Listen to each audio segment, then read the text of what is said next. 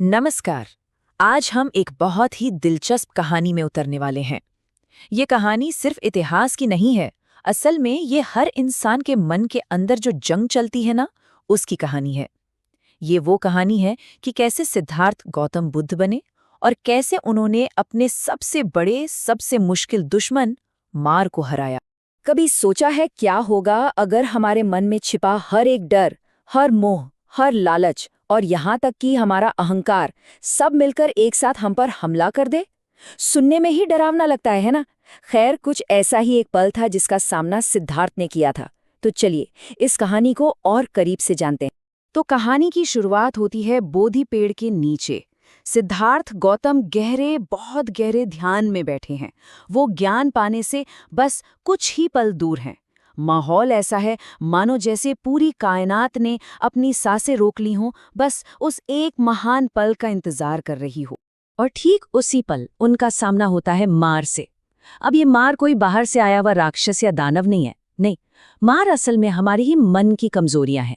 वही वासना, वही गुस्सा, डर, शक, ये वो सारी चीजें हैं जो हमें सच की रोशनी तक पहुंचने से रोकती हैं। तो मार अपना पहला हमला करता है और उसका सबसे पहला हथियार वासना। उसका प्लान सीधा था। अगर सिद्धार्थ का ध्यान शारीरिक सुखों की तरफ भटका दिया जाए तो खेल वहीं खत्म हो जाएगा। तो होता क्या है, आधी रात का वक्त है और अचानक से खूबसूरत अप्सराएं प्रकट होती हैं। वो सिद्धार्थ को अपने नाच और अपनी खूबसूरती से लुभाने की पूरी कोशिश करती हैं। देखिए, उनका मकसद बस एक था, किसी तरह सिद्धार्थ का ध्यान तोड़ना और उन्हें वापस दुनिया के मोह माया में खींच लाना। लेकिन सिद्धार्थ एकदम शांत रहे, अडिग। अच्छा, तो जब वासना वाला हथियार फेल हो गया तो मार समझ गया कि उसे कुछ और गहरा, कुछ और पर्सनल करना पड़ेगा। अब उसने बिछाया मोह और भावनाओं का एक बहुत ही मजबूत जाल। और ये जाल था बहुत ही चालाकी भरा। मार ने किसी और का नहीं बल्कि सिद्धार्थ की पत्नी यशोधरा का रूप धर लिया। और वो भी कैसे? आंखों में आंसू लिए, रोते हुए वो सिद्धार्थ को पुकारने लगा। वो मायावी यशोधरा उनकी पुरानी यादों को कुरेदती है और कहती है, स्वामी लौट आइए, क्या आप वो प्यार भूल गए जो हमने रोहिणी नदी के किनारे महसूस किया था? अब सोचिए, ये कितना बड़ा भावनात्मक हमला था, ऐसा जो किसी भी इंसान का दिल पिघला दे। लेकिन सिद्धार्थ, वो इस धोखे के पार देख सकते थे। वो समझ गए। उन्होंने बड़ी शांति से अपनी आंखें खोली और कहा, हे असत्य छाया, तुम्हारा ये प्रयत्न बिल्कुल व्यर्थ है। ये संसार, ये तो क्षणिक है, मिथ्या है, अपने शून्य में विलीन हो जाओ। और बस उनके इतना कहते ही वो पूरा मायाजाल एक पल में हवा हो गया।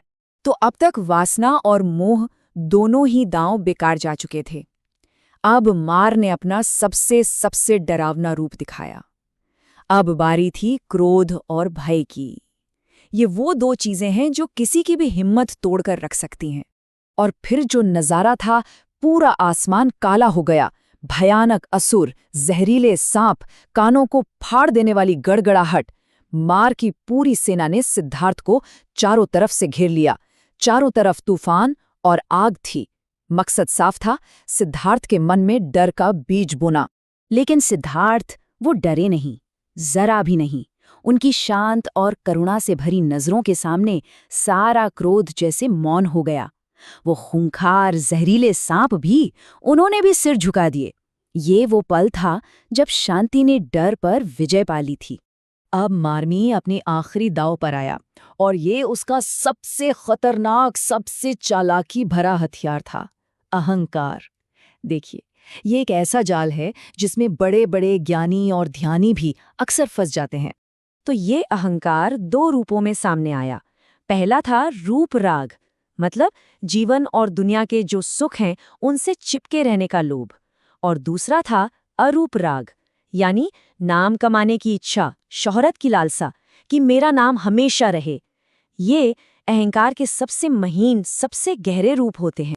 लेकिन सिद्धार्थ अब तक इन सारी मानसिक बेड़ियों से बहुत ऊपर उठ चुके थे।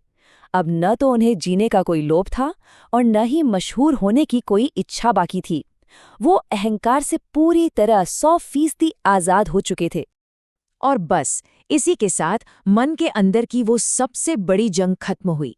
ये मार की अंतिम और निर्णायक हार थी और एक नई सुबह, एक नई चेतना के उदय की शुरुआत थी।